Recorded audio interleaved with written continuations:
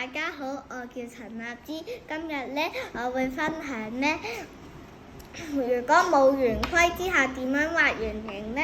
首先，我哋要用一個鐵盤、一張紙、一沓磁石同埋一條繩。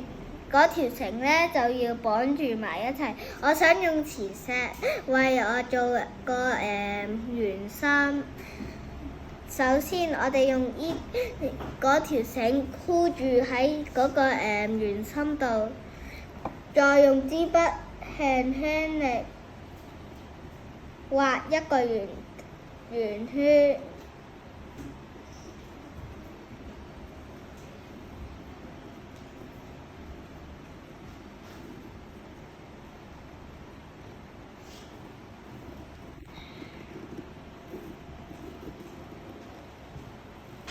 咁樣就完成個圓圈啦，大家睇下，係咪好靚呢？拜拜。